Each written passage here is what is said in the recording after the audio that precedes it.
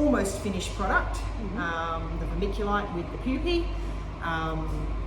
Basically, after later today, what we'll do is we'll be sifting this, and then we'll be applying some dye down the track when it comes to releasing them, and then they'll be ready to be irradiated and released. And you're familiar with the concept anyway from Port Augusta. So these pupae are about 3 to 4 times bigger than the ones at the fruit fly facility. So everything we do is on a scale that we have to allow for bulk quantities, bigger amounts. You know, the same number of flies takes up more space. You know, so it is a challenge of ours. So this fly species, this is the caprina. This is the one that we're rearing here. Right. And this is the one that actually is generally accepted as causing 90% of the fly strike. So it initiates the fly strike. And then other flies come along. So we've got a series of other flies that do come in and join the party afterwards. Right. But this sort of starts at sometimes this one can come along and occasionally start. And then these ones come along and make the wound worse and worse and worse. Right. So. What's the ultimate numbers you can breed here in terms of? We're aiming at full production. We are theoretically capable of breeding 50 million flies a week. 50 million flies a week. 1.5 tons of flies a week. And then they're all sterile, and then the idea is they'll be dropped out. These pupae will be dropped out of aircraft. Yes, that's the plan. And then so they will interbreed with the existing wild ones, which are actually introduced from. Well, not quite. So they won't actually interbreed in that sense because these are sterile. And the females of this species can only mate once. If we flood the area with sterile males, chances are the wild females, when they emerge, will find a dud fella. Right. And that's So they're the end of not the breeding, they're mating. They're Right, mating, so and then that's it. She's locked off from further events, and there's no more production. So the idea is that the wild population will just slowly decline. Not slowly. It can be pretty quick. If we quickly. get the right ratio of numbers and we get the right timing, we can really drop things off really quite quickly in that sense. So. And what's the life cycle of the fly in terms of when you first, because you have to breed them yourselves, we'll right? talk you through the whole cycle. All right. Just bear with us. Right. Come in. It's not running. It's fully safe. So this is. So Helen, just again, this is the irradiated that actually sterilises the flies. Yes. Yeah. This delivers a large dose of X-rays. So these are all little canisters. So we fill them up with a bag with the pupae in them. Put the lid on, pop them into their chamber, and then we basically, in essence, it's like a giant microwave. You turn it on, you press 6 minutes, you walk away, you come back, job done, put the next one in. So. And how old are they when they go in there? Like how long is it taken from them to get from? About 2 weeks from egg to pupal stage that are going through here. So it's best to irradiate them when they're fairly close to emerging, and we want to irradiate them quite close to before we release them as well. So you're irradiating the pupae? Yes. Yes. Yep. So that's when they're vulnerable to the basically being sterilised by the X-rays. And the one little tricky feature with these guys is that if we were just to grab a bunch of those pupae there, put them in here and press the button and press go, it would probably kill them. But what we actually do is you actually have to put the pupae in a bag and essentially suffocate them for 24 hours first, and it slows down their metabolism. And then when they go into the irradiator, the only part that gets significantly damaged is their reproductive organs. Otherwise, other parts of them would be damaged. So they have to be in what we call a hypoxic state, low oxygen, and that means that they'll survive this process. But that also means that we're very time dependent. Once we bag them up, we've only got 24 hours to sort of treat them, and then after that, maybe a maximum of 24 hours before we release them. Otherwise, they're suffocated of dead. You know, so it's a bit tricky. If we don't get if the plane doesn't come, or the flights don't arrive, or the weather's bad, we may not be able to actually use them. But we'll do everything we can to modify our settings to make things work. And when is the dye applied? So we apply the dye before they even go in here. Because we don't really want to open up the bag again after this until they're being released. Because once we open up the bag, they'll start metabolizing and developing further. So if we open up the bag and they're shuttered again, they'll keep developing a bit further, and then you get all these flies trying to emerge in a bag, you know. So we only want them emerging when we've actually released them out and they've got free oxygen and they can keep developing. So it's, before we even bag them, they've been dyed. And you dye them just to differentiate between them and the natural. Yeah. So you saw some on the table there that had dye on them. When they come out of the cocoons, they get all the dye in their body parts when they come out, and generally they can clean all the segments pretty well and they get it all off of them. But there's one part of their body they can't clean, because when a fly comes out of a cocoon, in order to sort of get the end off and pop out, come out, it kind of blows its head up into a balloon and it pops out like that. And then when it comes out and it starts drying off and getting ready to go, the head kind of folds back in again. Really? Yeah, and when it does, it takes the dye back into its head cavity. Right. So even if they get every skerrick of dye off of their body, we can, unfortunately it's sort of fatal to dissect them, but we can rip their heads open and you see the specks of dye inside the folds inside their And head. that's just so you can identify the sterile ones from the non-sterile. Yeah. So we'll be doing a trapping network in the areas we treat to see the ratio of wild flies to our flies out there. And just quickly, these flies are a particular species that are introduced from overseas, is that correct? They're called the Australian sheep blowfly, but they didn't originate in Australia. But they're generally a problem because in Australia they've done really well. So they're pretty much all around the world, wherever there are sheep and other animals. But yeah, it's just an ongoing problem wherever there are sheep. But they're not native. They're not native. I mean, given Australia didn't have any sheep to begin with, it doesn't make any sense that we would have had this fly here. So these flies are really tied to the sheep then? Pretty much, yeah. They will attack other things, but they're very specific to sheep in that's the niche that they've sort of evolved to really focus on, because you get roadkill and stuff on the side of the road. There's all these other species of flies that you saw in the little dishes. They'll get into that, no worries.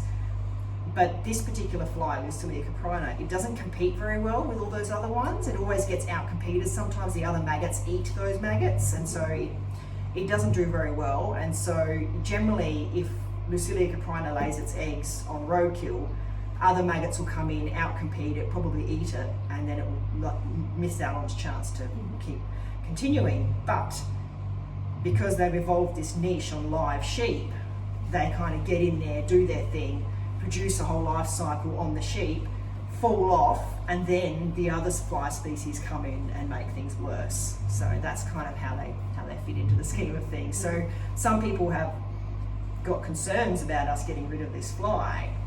Ecosystem services, pollination, breaking down roadkill and dead animals.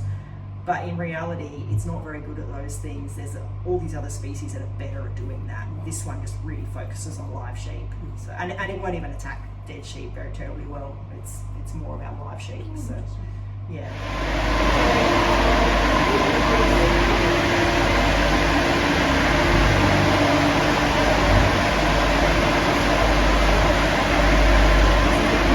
Pretty much ready to go. We're just trying to keep it quiet until it finishes, until we're ready for it. So it is really cold, so they are very slow and they don't do very well emerging in the cold. So this is not ideal. We try and avoid this happening. But this does happen. We can go for a lower temperature, but then you start risking the health of the pupae. So it's about getting that fine line between pausing them but not killing them. and this room is a little bit cooler than the other ones. So it's probably a bit more pleasant for you to be in. The other ones a bit warmer at the moment. Whoa. Heather, did you want to talk through what's going on in here? So the ones, we're sort of in a bit of a rotation. So that room's got older fly sort of populations in it, and this one we're sort of starting to rotation again. So anything that's got yellowish sort of staining on it means we've fed them yeast, which is a protein feed that they need to promote egg laying.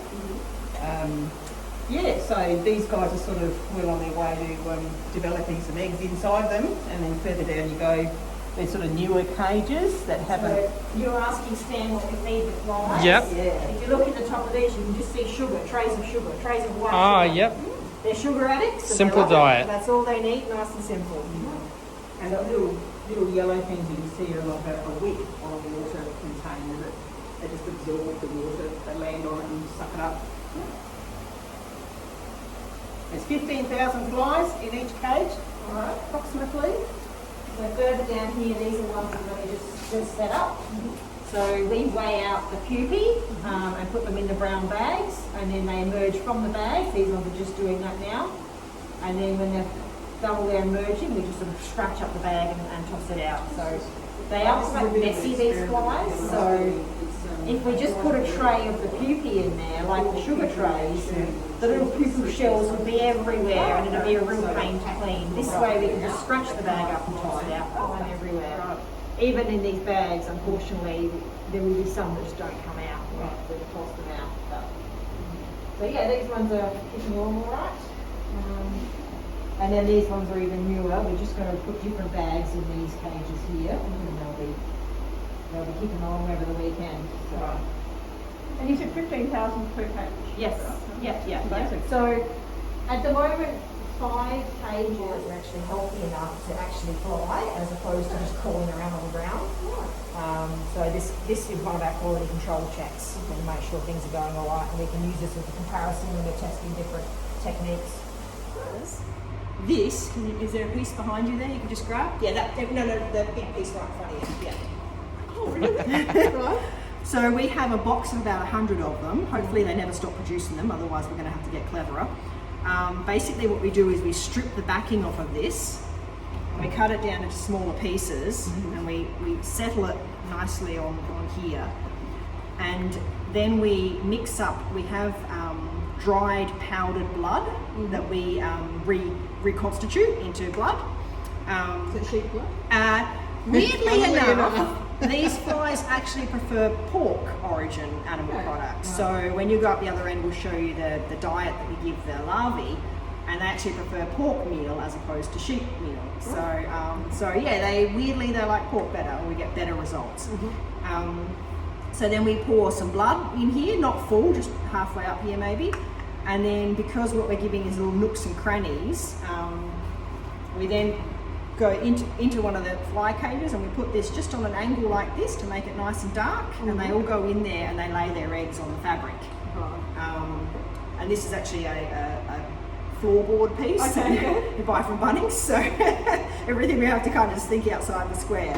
So basically, as I was telling you, these flies are really lazy, they don't leave. So if we just left this in the cage and we pull it out, the flies are going to go everywhere, you know, like they just so we end up closing the lid, pulling it out of there, and then we bring it around here to our what used to be a sandblaster, right? We shove it in here, and we close it up, and then when I'm properly gloved and everything, what I can do is I can open it up, right, and using a bidet hose, right, okay, we hose off the fabric and all the eggs wash off, right, down through here, and we have a sieve that we put on this little bucket. This is obviously a small Mickey Mouse operation. We're going to have to upscale to a better system or a bigger scale, but for now this is working really well. And all the flies that are, you know, were lazy and didn't come off of the egg laying are all contained in here, so we can knock them off, and then we don't have them all running around everywhere while we're harvesting the eggs. And then we just have the eggs collected and wet in a sieve, and then we just portion out the eggs onto the larval diet trays. So yeah, it's just thinking outside the box for some things. We have 4 rooms that are all identical, 1, 2, 3, 4. These rooms are basically where all the maggots live. There shouldn't be any maggots kicking around in this facility unless they're actually in those rooms.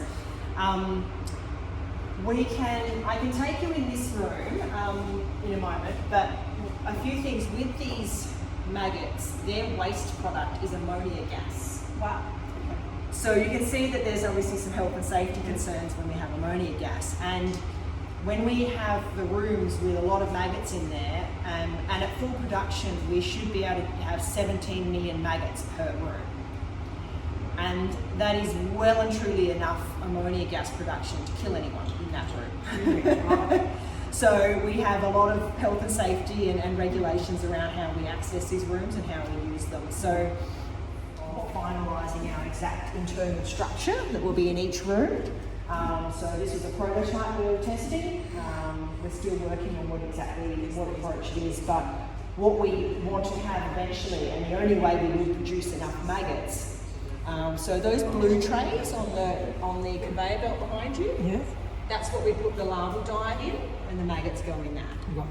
So So we will have a stack of 10, and then another stack of 10, all the way down there, all the way down there. Right. So this whole room will be filled with stacks of larval diet, and we seed the eggs onto those trays, and then when they've finished their development, they jump out the sides and go into whatever we've got underneath as a receptacle to catch them. So you dye them when they're maggots? No, when they're pupae. When they're formed pupae, their sorry. cocoons. Yeah. Yeah. So there's no dye basically at this end, this hole. There's no reason for dye. So this is the meat meal. That's to feed the maggots, right? Yes. So we just basically mix this up with hot water and turn it into a bit of a porridge. And so this is just abattoir waste, rendered abattoir waste. Like blood and bone kind of thing. Yeah, it's pretty much blood and bone. Yep. Most of this actually goes into the pet food industry. And they send us a whole bunch when we want it. We have pets, they're just small little pets. And you have 60, or you will have 60 million of them everywhere. Exactly.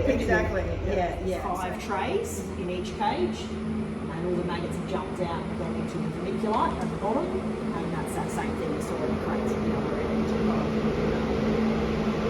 So we do actually have, this room doesn't have it at the moment, but we do have capacity to run security cameras in here, so we actually look at a screen and watch what's happening in a cage without having to come in here. We actually found here that we didn't get a really good take with the eggs. They didn't have a good hatch, didn't have good survival.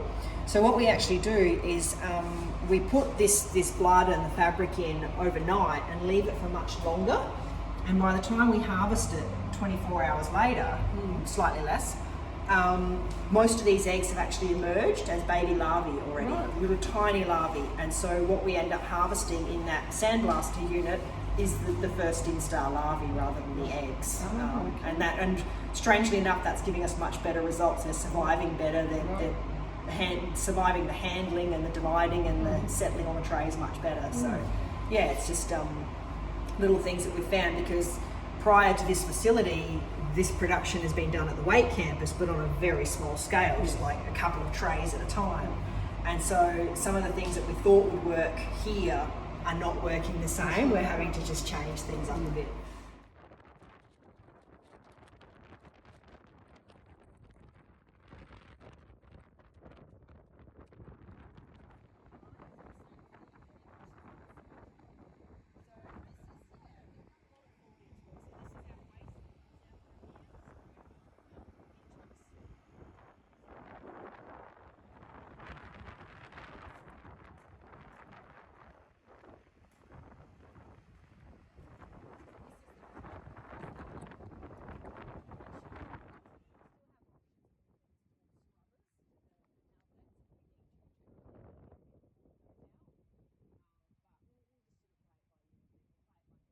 Toxic to us, and at a point they also become toxic to the larvae themselves as well. So we have to keep them at a level that's okay for the larvae.